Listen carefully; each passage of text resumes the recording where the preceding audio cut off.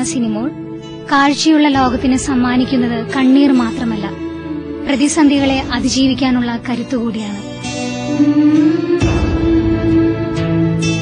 ജനിച്ച അന്ന് മുതൽ ഇതുവരെയുള്ള എന്റെ ഓരോ ഘട്ടത്തിലും ഒരു നിഴൽ പോലെ എപ്പോഴും എന്റെ കൂടെ അമ്മയാണുള്ളത്. എന്റെ കഴിവിനെ വളർത്തിയെടുത്തതും അമ്മ തന്നെയാണ്. അപ്പോ ഈ സിനിമോളുടെ ചിരിയൊക്കെ ഒരു മുഖമുടിയായിരുന്നോ? വേദന മറിക്കാനുള്ള മുഖമുടിയായിരുന്നോ? അങ്ങനെ ചോദിച്ചാൽ വേദനകളില്ലാത്ത മനുഷ്യരുണ്ടാവില്ല. ഇത്രയും പ്രശസ്തിയൊക്കെ ആയി വലിയൊരാളായിപ്പോയി ഇപ്പോ. അപ്പോ കാഴ്ച ഉണ്ടായിരുന്നെങ്കിൽ എന്ന് തോന്നിയിട്ടുണ്ടോ? തോന്നിയിട്ടുണ്ട്, അങ്ങനെ തോന്നാറുണ്ട് ഇടയ്ക്കിടയ്ക്കൊക്കെ.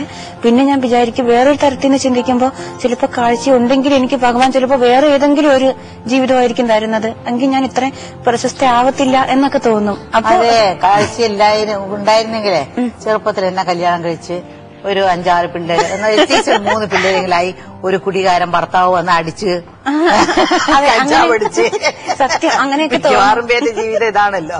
അതെ അതെ, തീർച്ചയായിട്ടും. ഇപ്പൊ സന്തോഷമായി അച്ഛനമ്മയായിട്ട് കഴിയുന്നു. എന്ത് സന്തോഷമാണ് ഇപ്പൊ. സത്യം ഈ ജീവിതം തന്നെയാണ് നല്ലത് കേട്ടോ. തീർച്ചയായിട്ടും.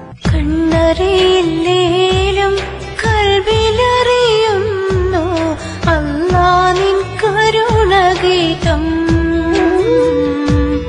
അല്ലാ നിൻ കരുണഗീതം.